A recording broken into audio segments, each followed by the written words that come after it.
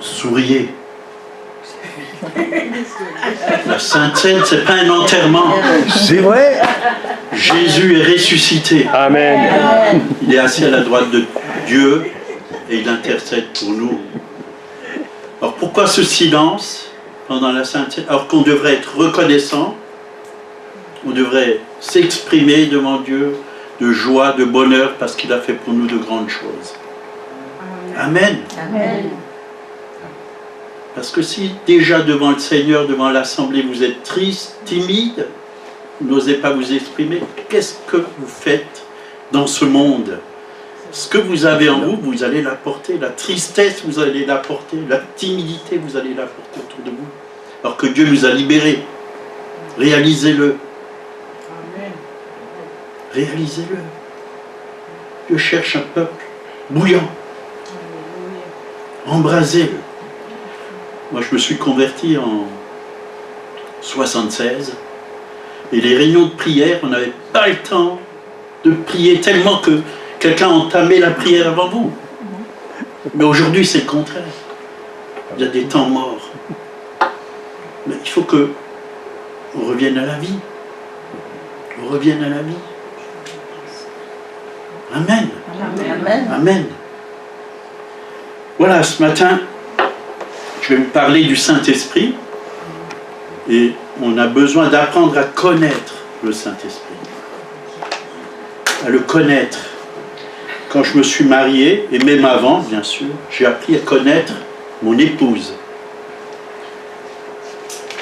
Et nous sommes l'épouse du Christ.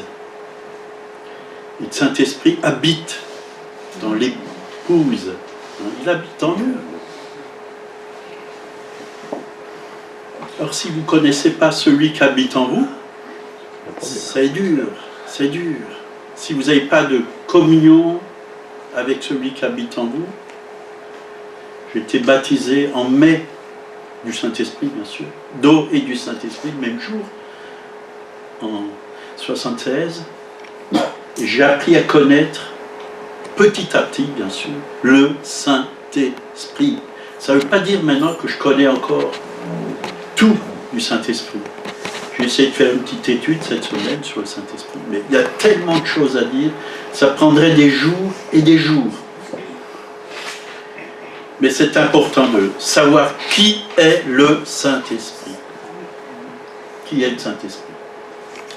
La première des choses que j'aimerais dire, le Saint-Esprit, c'est pas une colombe. C'est pas une colombe, c'est Dieu, c'est une personne. Il agit comme une colombe.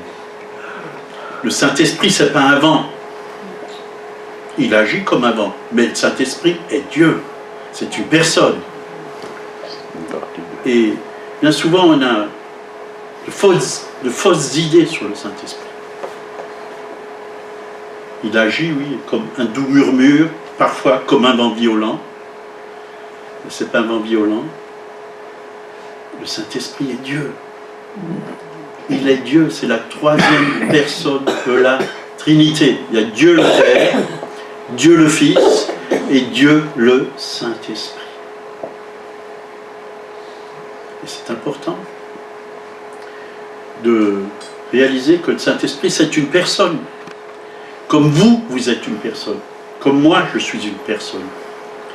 Et c'est vrai qu'on peut l'attrister. Hein. Une personne, on peut l'attrister. Hein. Si on n'écoute pas le Saint-Esprit, si on est rebelle au Saint-Esprit, ou si on prend les œuvres du Saint-Esprit comme les œuvres, comme certains le font, on dit c'est diabolique, parler en langue c'est diabolique, ou des choses de ce genre, on peut attrister le Saint-Esprit dans notre propre vie. Il faut connaître. Et pour connaître le Saint-Esprit, ben c'est simple, il faut lui demander, Saint-Esprit, révèle-toi à moi, remplis-moi, viens dans ma vie. Est-ce que vous lui parlez? Personne, il faut lui parler. Hein. Comme quand je parle à Michel ou à Monique, je parle avec des mots. Hein. C'est tout simple. Hein. Et souvent, quand je me lève le matin, je dis, Saint-Esprit, ben, je suis heureux que tu sois là dans ma vie, conduis cette journée. inspire-moi, donne-moi ta révélation. Et il le fait. Et il le fait.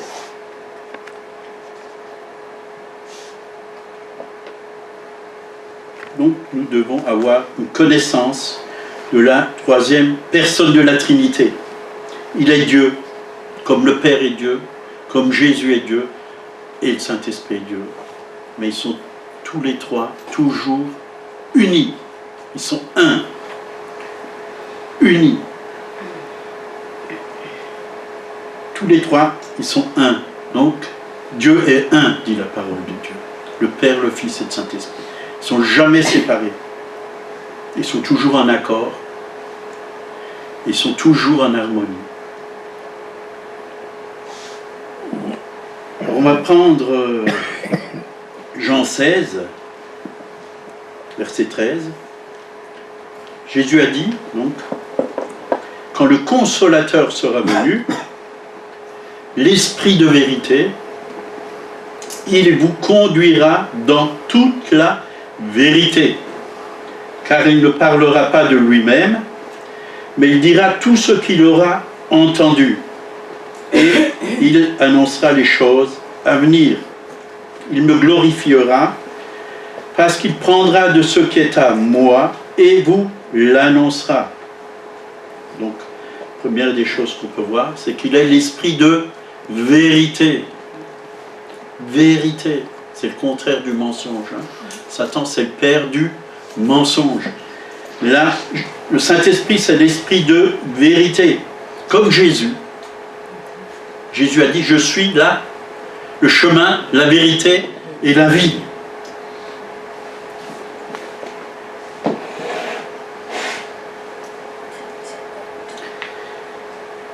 Donc, dans Jean 14, tout avant, hein, verset 16, « Et moi, je prierai le Père, et il vous donnera un autre consolateur, afin qu'il demeure éternellement avec vous. » Un autre consolateur. Donc si c'est un autre, c'est qu'il y en avait déjà un avant. C'était Jésus. On verra ça après. Jean 14, 26. « Mais le consolateur, l'Esprit Saint, que le Père enverra en mon nom, vous enseignera toutes choses et vous rappellera tout ce que je vous ai dit. » Et c'est vrai que parfois, on est là en train de parler avec quelqu'un, puis il y a le Saint-Esprit qui est là, et il nous rappelle des choses. Il remet à notre esprit sa parole. Et c'est des paroles bien souvent qui nous sont données pour encourager ceux qui sont autour de nous. Donc le consolateur en grec, hein, parakétos, appelé à côté d'eux, ou alors avocat. Avocat, dans 1 Jean, chapitre 2, verset 1, si quelqu'un a péché, nous avons un avocat auprès du Père, Jésus-Christ le juste. Qu'est-ce que fait un avocat? Il nous défend. Et là, au tribunal, il nous défend. Mais là, on n'a pas besoin de payer. C'est gratuit. Dieu nous défend parce qu'on est passé par la croix. Donc, il a payé, Jésus a payé pour nous. Et le Saint-Esprit nous défend devant le Père, devant l'accusateur, face à l'accusateur. Il nous défend. Il est à l'autre côté. Donc, il est pour nous. Si Dieu est pour nous, qui sera contre nous? Qui sera contre nous? Dieu nous défend. Donc, consolateur, hein, avocat, défenseur, il nous soutient et il intercède aussi. C'est important de le savoir. Il intercède pour nous. Donc, le Père nous donne un autre consolateur. En grec, Alice, un autre, semblable à qui? À Jésus. Le premier, c'était Jésus. Et il nous a envoyé quelqu'un qui est à nos côtés. Quand Jésus est parti, il était là avec les apôtres, il était avec les 12, mais il ne pouvait pas rester, puisque le nombre de disciples a augmenté, augmenté et augmenté. Il ne pouvait pas rester avec tout le monde. Et il l'a dit, il est avantageux que je m'en aille. Mais maintenant, il a envoyé le Consolateur. Et le Consolateur, il peut être avec chacun d'entre eux. Et partout dans le monde, où il y a des hommes et des femmes qui ont accepté Jésus comme leur Sauveur et Seigneur, il est là. Il est là pour nous encourager, pour nous enseigner, pour nous défendre, pour nous guider dans toute la vérité. Il est là. Il est là.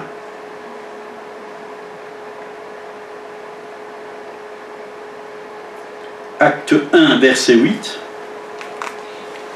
Mais vous recevrez une puissance. Donc le Saint-Esprit n'est pas une puissance, je vais tout de suite vous le dire, comme bien souvent on le croit. Il agit avec puissance, mais il est une personne. Vous recevrez une puissance, le Saint-Esprit survenant sur vous, et vous serez mes témoins à Jérusalem, dans toute la Judée, dans la Samarie, et jusqu'aux extrémités de la terre. Donc, nous recevons la puissance du Saint-Esprit pour être des témoins. Des témoins. Pas simplement pour nous sentir bien sûr que le Saint-Esprit nous donne la paix, la joie, il nous communique toutes sortes de bonnes choses, mais c'est aussi pour qu'on soit des témoins. Tout ce qu'on reçoit du Seigneur, c'est pour qu'on soit des témoins. Des témoins. Quand Dieu nous libère, c'est pour qu'on témoigne de ce que Dieu a fait pour nous.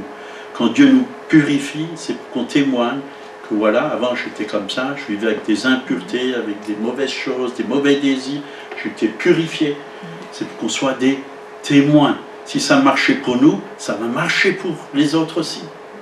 Témoins. Si vous avez été délivré de la cigarette, c'est pour que vous soyez un témoin. Si vous avez été délivré de la drogue, c'est que vous soyez un témoin. Si vous avez été délivré de toutes sortes de péchés, je ne veux pas tous les citer, c'est pour que vous soyez un témoin. Parce que le monde entier est sous la puissance du malin. Et le monde entier vit sans Dieu, dans le péché. Il n'y a que Dieu qui libère. Donc, vous recevrez une puissance, et c'est accompli dans Acte 2, du verset 1 à 47, la Pentecôte. L'Église est née à la Pentecôte. Et c'est bon de lire ce chapitre, on ne va pas le lire ce matin, ça serait bien trop long.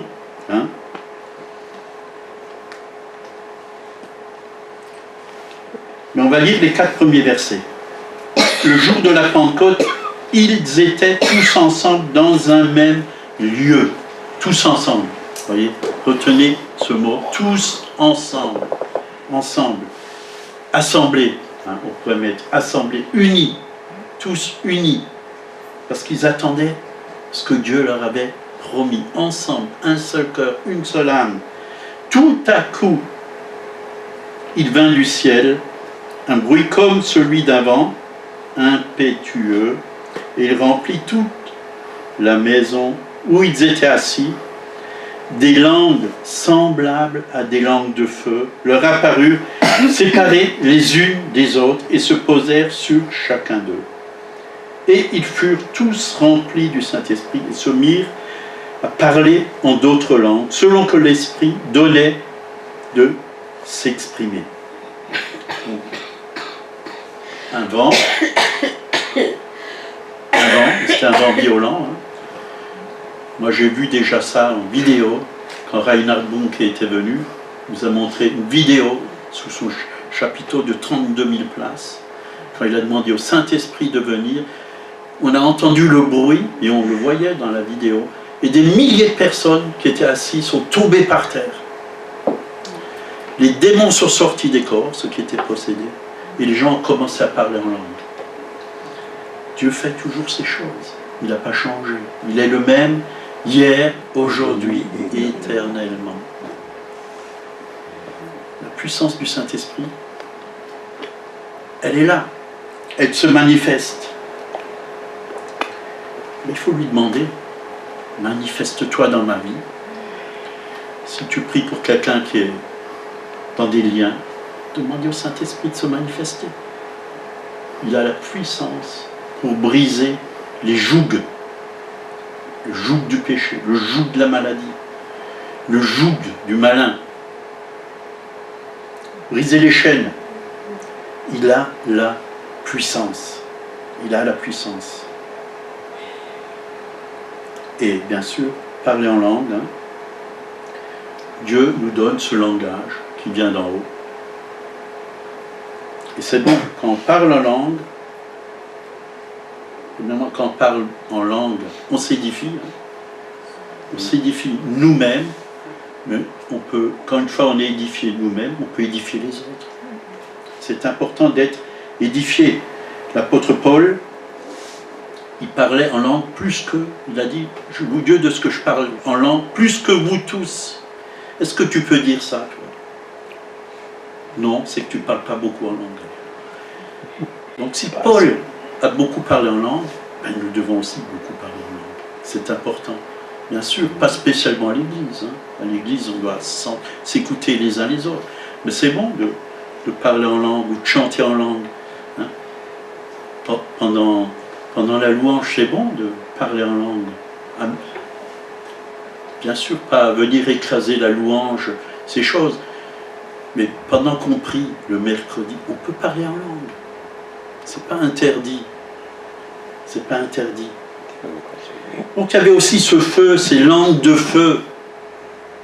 Ça représente quoi? La pureté. Le feu purifie. Dieu veut une église qui est purifiée par son feu. Purifiée. Lavée par son sang. Purifiée par son feu. Baptême de feu. Est-ce que tu étais baptisé dans le feu? Le feu purifie. Le feu purifie. Vous prenez de l'or qui est... On l'a chanté. Qui est... Il y a des scories, vous voyez, dans l'or, il y a des saletés, tout ça.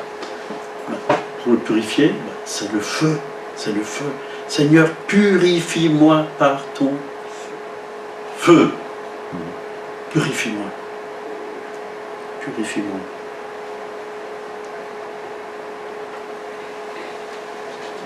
Et le Saint-Esprit, il n'est pas seulement sur nous, mais il est en nous. Il nous remplit. Il nous remplit. Et on déborde. On déborde. C'est que la première fois que j'étais rempli du Saint-Esprit, je débordais et j'étais dans la joie. J'avais la joie. Je parlais en langue, j'étais dans la joie. Dans la joie. Et c'est ce que Dieu veut. Des chrétiens joyeux. Souriez, vous êtes filmés. C'est moi qui ai filmé. On peut tourner la caméra. Hein. Pas de problème. Hein. Pas de problème.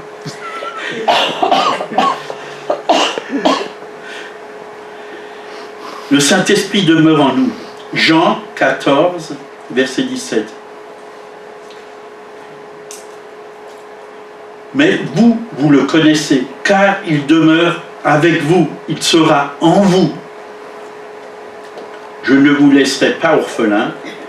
Je viendrai à vous comme Jésus vient à nous. Donc, après sa résurrection, il vient comment? Par le Saint-Esprit. C'est l'esprit de résurrection. C'est l'esprit de vie. Il vient en nous. Et s'il est en nous,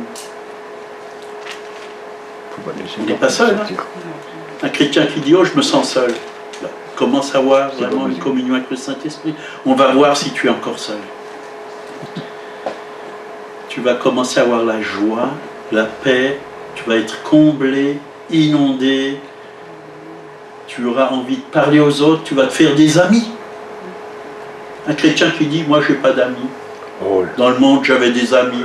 Maintenant, j'en ai plus. Depuis que je suis chrétien. » Crois-moi, si tu n'as pas d'amis, c'est puisque peut-être que le Saint-Esprit, ce n'est pas ton ami encore. Mais quand tu as le Saint-Esprit comme ami, tu vas voir que Dieu va te donner plein d'amis. Surtout des amis qui sont remplis du Saint-Esprit. Tu auras une belle communion avec eux. Et les amis vont augmenter bien vite. bien vite. Et moi, je peux vous dire, j'ai des amis partout dans le monde entier. J'en ai ici, ici, là, au milieu de... Mais j'en ai partout dans le monde entier. Et tous les jours, j'ai des coups de fil, je peux vous dire. Tous les jours, j'ai des coups de fil. Hier, c'était Paris.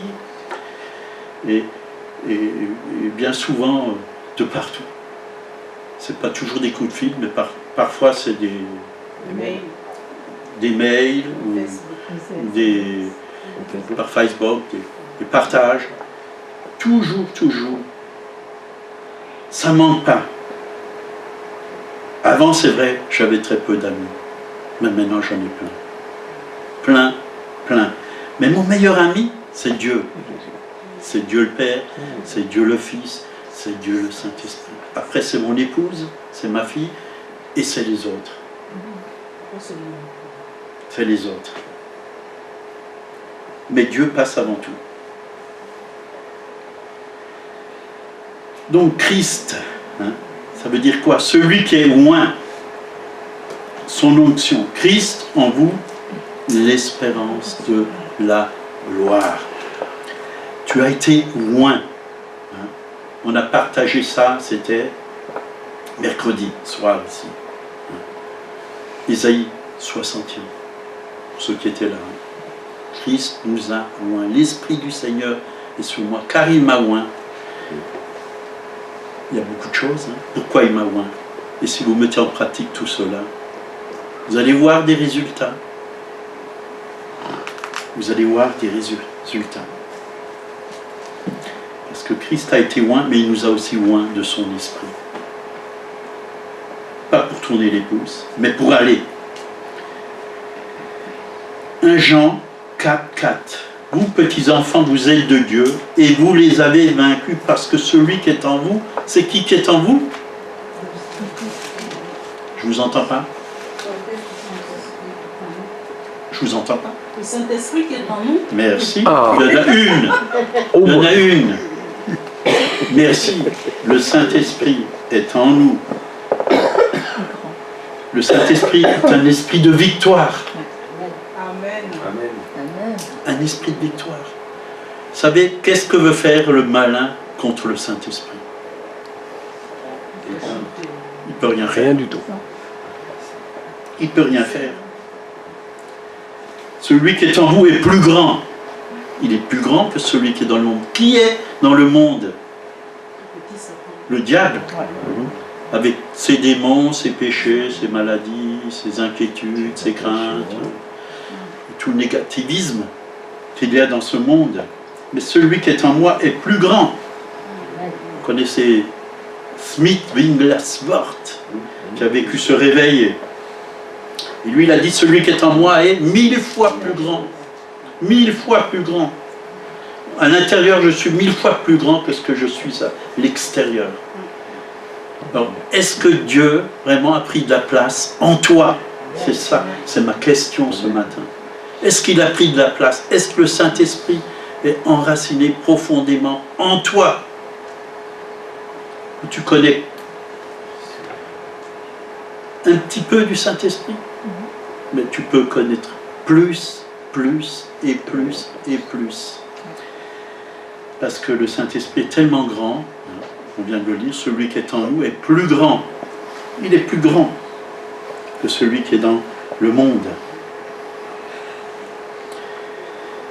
Donc, dans 1 Corinthiens 3, verset 16, là, il nous est dit, ne savez-vous pas, et beaucoup ne le savent pas, que vous êtes le temple du Saint-Esprit. Oui, c'est une question que l'apôtre Paul posait aux Corinthiens. Ne savez-vous pas?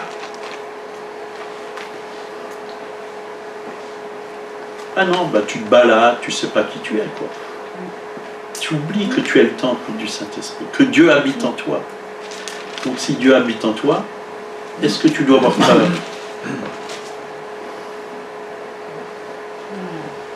Tu ne dois plus avoir peur. Ne savez-vous pas que vous êtes le temple de Dieu et que l'Esprit de Dieu habite en vous? Si quelqu'un détruit le temple de Dieu, Dieu le détruira, car le temple de Dieu est saint et c'est ce que vous êtes. Alléluia. Vous êtes le temple de Dieu. Dieu habite en toi. Et là, ce n'est pas seulement le Saint-Esprit qui habite en toi. Dieu le Père, Dieu le Fils, Dieu le Saint-Esprit. Christ en vous, hein, quand la Bible dit Christ en vous.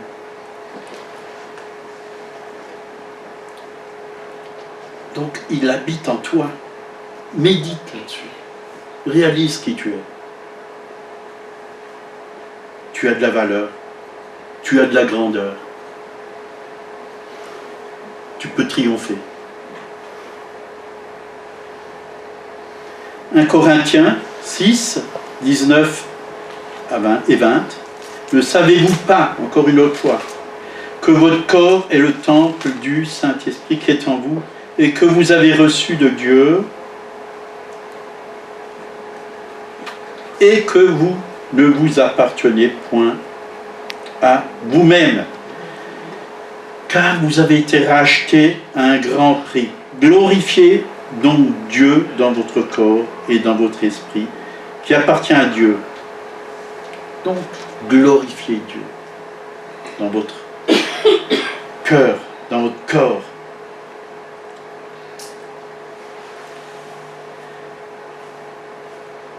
Donc, on ne s'appartient pas à nous-mêmes. Alors, avec ma vie, je ne fais pas ce que je veux. Et combien de fois j'entends des gens dire « Moi, je fais ce que je veux.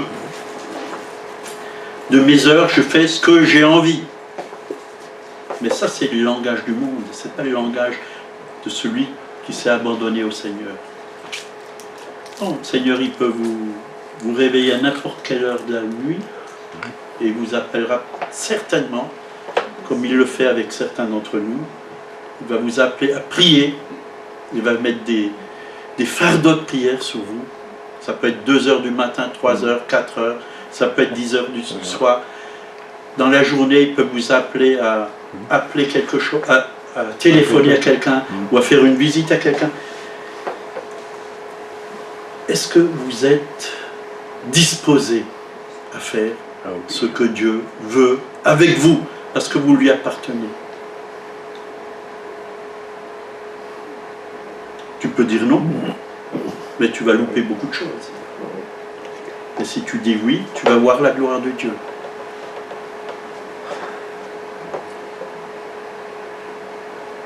Donc, le temple du Saint-Esprit, c'est son habitation sur terre, puisque Dieu habite dans son temple. Dieu habite en vous, c'est son habitation sur terre. Nous sommes l'endroit où Dieu habite, où il se révèle. Il se révèle dans vos vies, dans l'Église, dans vos vies, dans vos cœurs. Le Saint-Esprit est chez lui. Si vous lui avez donné votre vie, il est chez lui et il veut se sentir à l'aise. Et comment il peut se sentir à l'aise? Si on lui obéit. Si on lui obéit. Si on marche avec lui, si on l'écoute. Hein, combien de fois la Bible dit que celui qui a des oreilles entende ce que l'Esprit dit à l'Église. Moi, je ne mets pas l'Église avec un grand E, hein. C'est pour tout le monde. Vous êtes l'Église. À chacun, particulier. On a tous besoin d'apprendre à écouter Dieu. Mes brebis entendent ma voix. Ma voix. Acte 17, 24. Le Dieu qui a fait le monde et tous ceux qui s'y trouvent, étant le Seigneur du ciel et de la terre, n'habite point dans des temples faits de mains d'hommes. Oui, avant, dans l'Ancienne Alliance, Dieu, dans le Saint des Saints, il y avait Dieu, il y avait l'Esprit de Dieu, il y avait la gloire de Dieu, la Shekinah. Mais maintenant, le Saint des Saints, il est en vous, dans votre esprit. Dans votre esprit. Dieu habite en vous, vous êtes le tabernacle de Dieu. Vous êtes le temple de Dieu, le temple du Saint-Esprit. Ce n'est pas le lieu qui importe. Dieu peut agir n'importe où. quand vous êtes plein de lui.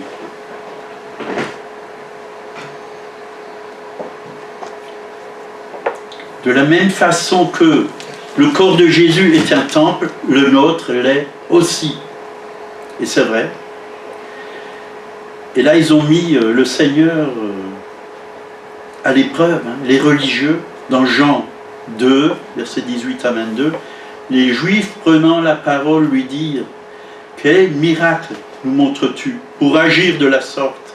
Jésus leur répondit « Détruisez ce temple, et en 3 jours je le relèverai. » Les Juifs dirent « Il a fallu 46 ans pour bâtir ce temple, et toi, en 3 jours, tu le relèverais. » Mais Jésus parlait du temple de son corps. C'est pourquoi, lorsqu'il fut ressuscité des morts, ses disciples se souvinrent qu'il avait dit cela. Et ils crurent à l'Écriture et à la parole que Jésus avait dite. Voyez, Jésus, 3 jours après sa mort, il est revenu à la vie. Il était le temple. Et il a relevé. Parce que quand il est venu baptiser les 120 dans la chambre haute, là, le temple, un temple qui était devenu encore plus grand. Il y en a 3, dans la chambre haute, 120 étaient remplis du Saint-Esprit. Ils sont aussi devenus des temples. Et maintenant, des temples, il y en a plein. Des temples du Saint-Esprit. Chaque personne peut devenir un temple s'il accepte Jésus comme son sauveur et son Seigneur et s'il marche avec lui. Donc, nous devons faire attention parce que nos corps ne vont pas faire n'importe quoi avec notre corps. Le temple est saint. Notre corps doit être saint. Nous devons vivre dans la sainteté. Et le réveil qui va venir, c'est un réveil de sainteté. Un réveil de sainteté. Celui qui ne veut pas vivre dans la sainteté, il ne pourra pas tenir. D'ailleurs, c'est marqué dans la parole de Dieu, dans le psaume.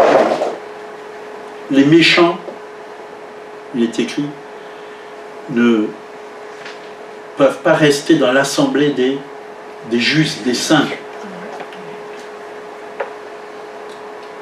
Celui qui ne veut pas obéir à Dieu, qui ne veut pas marcher avec Dieu, vous savez, Dieu a déjà commencé dans la première église avec Ananias et Saphira.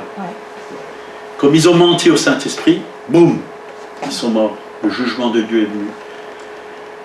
Et le jugement de Dieu, on veut bien souvent dire, oui, Dieu il est en train de juger la France, Dieu est en train de juger le monde, mais Dieu veut sauver le monde, Dieu veut sauver la France. Mais le jugement de Dieu commence par la maison de Dieu. Et ça, l'ordre doit être d'abord dans le peuple de Dieu, dans l'église de Jésus-Christ. C'est ça que Dieu veut. Le jugement de Dieu commence par la maison de Dieu. C'est-à-dire, c'est un jugement d'amour. Il ne faut pas voir Dieu qui veut vous tuer tout de suite, là. C'est un jugement d'amour, c'est pour nous ramener vraiment sur le chemin de Dieu, sur son chemin, dans sa vérité. Parce que Dieu nous aime. Il châtie celui qu'il aime. Il est un Père qui châtie celui qu'il aime. Nous sommes aimés de Dieu. Bien sûr, si vous commencez à mentir au Saint-Esprit, à vos frères et sœurs, ça va être dur. Ça va être dur. Si vous cachez des choses, il vaut mieux mettre tout à la lumière. Parce qu'un jour, de toute façon, tout sera révélé. Tout ce qui est caché dans les ténèbres va être révélé. Alors, ça ne sert à rien de cacher quoi que ce soit devant Dieu ou devant les hommes. Parce que déjà devant Dieu, tu ne peux rien cacher, puisqu'il voit tout, il sait tout, il connaît tout. Tu peux peut-être cacher devant les hommes, et encore, le Saint-Esprit, vous savez, il donne du discernement aux hommes. Et bien souvent, il y a des gens qui cachent des choses et Dieu me les montre. Mais je dis rien, je prie. Je prie. J'aime et je prie.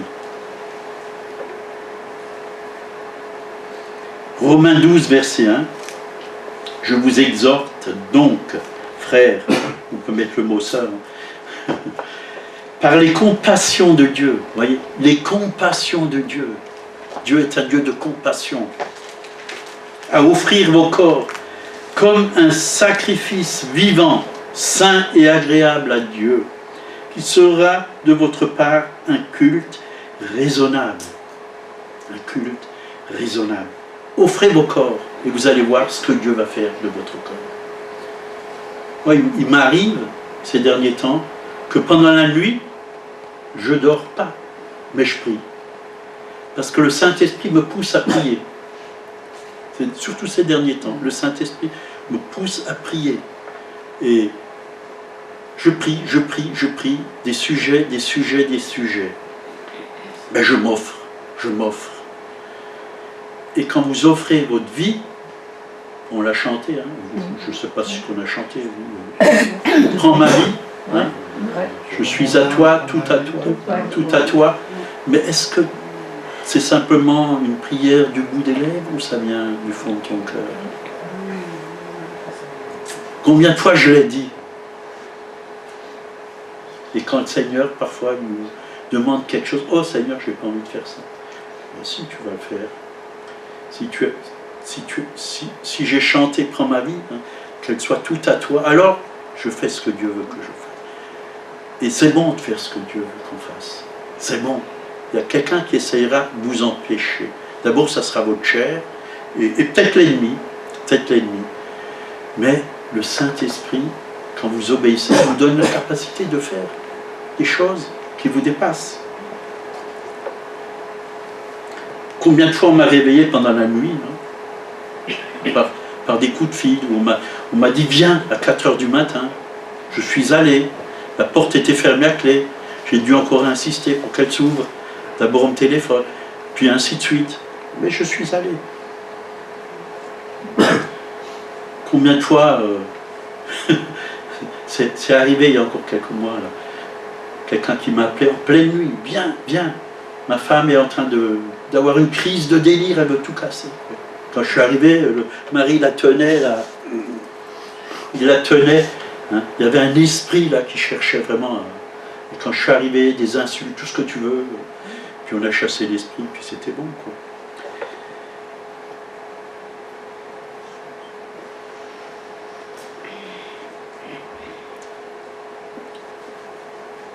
Donc, le Saint-Esprit, nous devons le laisser influencer notre esprit, notre âme et notre corps.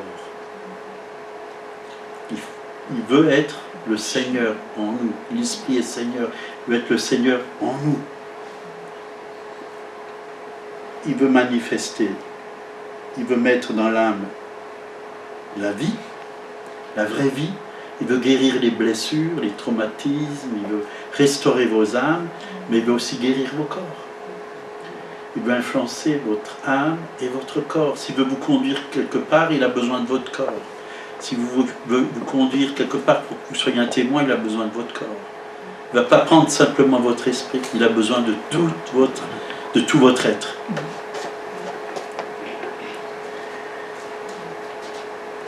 Il nous donne la force, hein. Timothée, 1, verset 7, « Car ce n'est pas un esprit de timidité que Dieu vous a donné, mais un esprit de force, d'amour et de sagesse. » Dieu nous a donné un esprit de force, d'amour et de sagesse. Et la sagesse, c'est quelque chose qui manque beaucoup. Et la force aussi. Et la timidité, il y en a encore beaucoup. Je regrette de le dire, mais je réalise, je le vois. Je ne suis pas là pour vous faire la morale, mais je vois qu'il y a beaucoup de timidité encore dans les églises. Je ne parle pas de vous, mais dans les églises.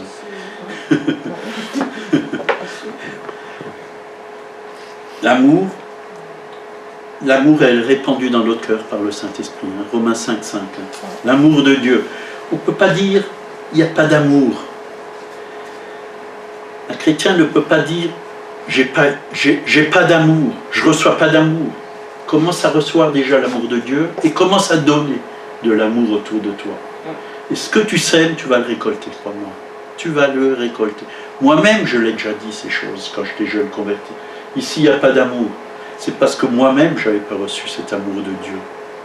Mais quand tu as reçu l'amour de Dieu, dans ton cœur, tu as envie d'aimer tous ceux qui sont autour de toi. Tu as envie de leur sauter au cou, de leur faire la bise et de les aimer. Mais ça ne veut pas dire qu'il faut le faire tout le temps. Il faut de la sagesse.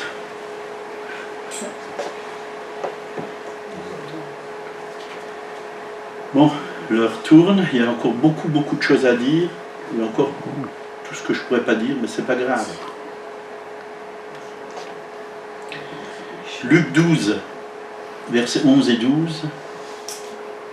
Quand on vous mènera devant les synagogues, les magistrats et les autorités, ne vous inquiétez pas de la manière dont vous vous défendez, ni de ce que vous direz, car le Saint-Esprit vous enseignera à l'heure même ce qu'il faut dire.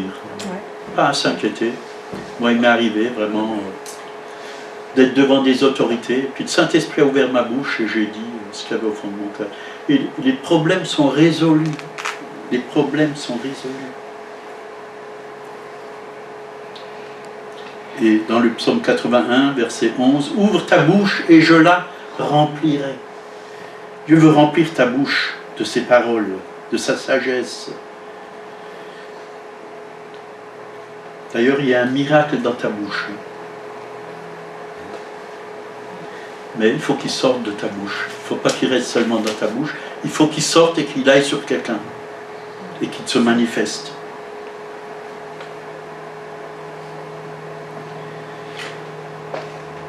Et bien souvent, on veut convaincre les gens qui sont autour de nous, mais c'est la mauvaise façon de faire. Vous ne pourrez pas convertir qui que ce soit. C'est impossible. C'est le Saint-Esprit qui fait son travail. Jean 16, verset 8. Il convaincra le monde de péché, de justice et de jugement. C'est lui qui le fait. Nous, on est appelés à être simplement des témoins. Témoigner.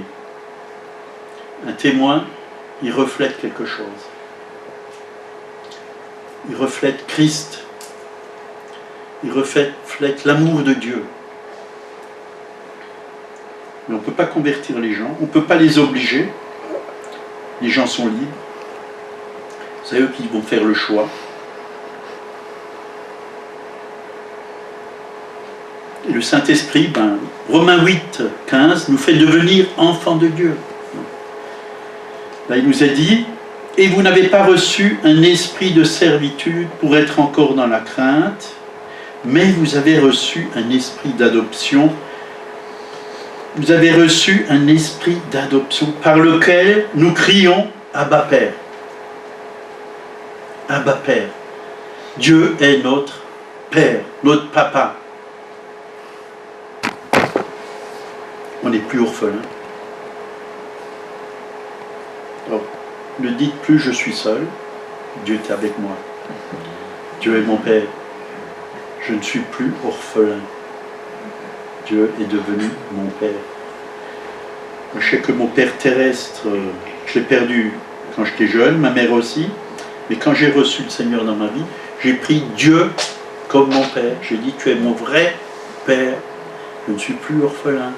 Et Dieu m'a guéri de toutes les souffrances que j'ai eues dans ma jeunesse, hein, tout ce que j'ai souffert de solitude, de tout l'amour que je n'ai pas reçu de mon père, de ma mère, mais Dieu me l'a donné.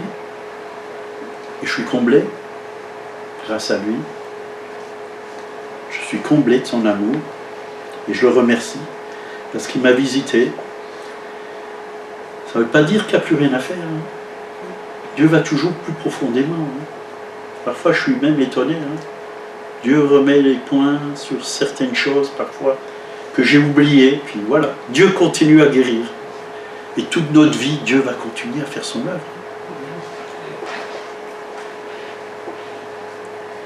Est-ce que tu peux dire à Dieu, tu es mon papa? Ou prier, Père? Moi, je n'osais pas à un moment donné. Je ne pouvais pas. Je disais, mais comment ils peuvent dire Père comme ça? Ou papa? J'arrivais pas à le dire. Parce que je n'avais pas cet esprit. Mais quand j'ai eu cet esprit,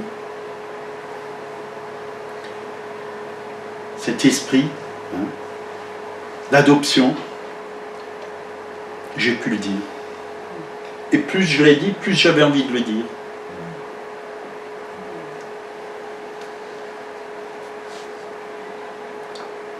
L'Esprit lui-même rend témoignage à notre esprit que nous sommes enfants de Dieu. Est-ce que vous écoutez l'Esprit parler à votre esprit? L'Esprit rend témoignage à notre esprit.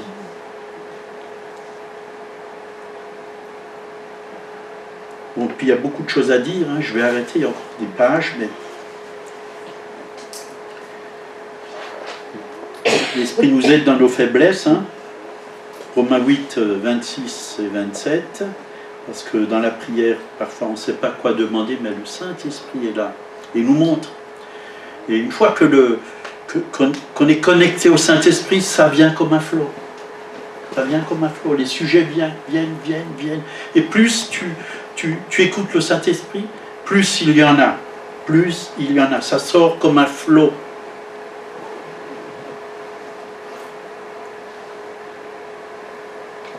Mais nous avons aussi la pensée de l'Esprit. Hein. Mais je vais finir avec un dernier verset parce que je le trouve très important. 2 Corinthiens 13, 13. Que la grâce du Seigneur Jésus-Christ, l'amour du Père et la communication, ou communion, hein, du Saint-Esprit soit avec vous tous. Déjà le Saint-Esprit, vraiment, il désire, je dis plutôt désir, nous communiquer des choses, la communication, nous communiquer la pensée de Jésus, nous communiquer les dons du Saint-Esprit, nous communiquer plein de choses, Hein, il y a le fruit du Saint-Esprit aussi, il y a les dons spirituels, tout ça c'est les manifestations du Saint-Esprit. Il y aurait tellement de choses à dire, mais soyons vraiment en communion avec le Saint-Esprit. Recevons l'amour du Père. Recevons déjà la grâce, ça commence que la grâce du Seigneur Jésus-Christ, c'est-à-dire passons par la croix, recevons l'œuvre de la croix, tout ce que Dieu a accompli pour nous, soyons reconnaissants pendant les saintes scènes, surtout ne laissez pas l'ennemi mettre du scotch sur vos lèvres. Et s'il en met, descotchez-les. Parfois on ouvre la bouche quand il ne le faut pas, mais quand il faut l'ouvrir, on ne l'ouvre pas. On est là, puis on parle. Mais quand il faut parler à Dieu, être reconnaissant, c'est là où Dieu aimerait qu'on ouvre notre bouche. Être reconnaissant pour la grâce, pour l'œuvre de la croix, pour la justice qu'il nous a communiquée, pour l'amour du Père, pour le sacrifice de Jésus, pour la communion que nous avons avec le Père, le Fils et le Saint-Esprit. Et recevons la pensée de Dieu pendant la louange. Souvent, pendant la louange, il y a vraiment un esprit qui vient, l'esprit de Dieu, mais aussi l'esprit de sagesse, de révélation, l'esprit prophétique, les dons spirituels. Ouvrons, soyons connectés. Écoute ce que le Saint-Esprit a à te dire, à te montrer. Dieu parle par des rêves, des songes, des visions. Dans les derniers jours, dit Dieu, je répandrai de mon esprit sur toute chair. Est-ce que vous avez de la chair? Donc l'esprit, il est sur toute chair. L'esprit est là. Remercions Dieu. Seigneur, merci pour ta parole. Il y aurait tellement de choses à dire, c'est vrai. Mais tu nous fais un rappel ce matin. Nous voulons vraiment nous ouvrir à toi, Saint-Esprit. Être remplis de toi. Oui, nous voyons dans les actes des apôtres combien de fois tu as rempli l'Église. Une première fois à la Pentecôte, puis après, oui, les lieux où ils étaient ont même tremblé. Et ainsi de suite, tu as continué à remplir et à remplir. On a besoin de visitation, Seigneur. Merci Jésus. Nous avons besoin d'être pleins. Oui, c'est comme une voiture, elle a besoin d'essence et elle se vide bien souvent. Et elle a besoin de... Nous aussi on se vide parce que on se fatigue, on ne regarde plus à toi et on se vide. Seigneur, un renouvellement ce matin pour chacun et chacune, Seigneur. Renouvelle-nous dans ton esprit, Seigneur. Fortifie-nous, vivifie-nous, Seigneur. Oui, que nous soyons pleins, tu moins d'huile notre tête et que notre coupe puisse déborder durant toute cette semaine, Seigneur. Merci Jésus. Merci Saint-Esprit pour tout ce que tu fais. Merci, Papa, pour l'amour que tu répands dans nos cœurs par le Saint-Esprit. Alléluia. Alléluia. Gloire à toi. Au nom de Jésus. Amen. Amen. Amen. Si quelqu'un a besoin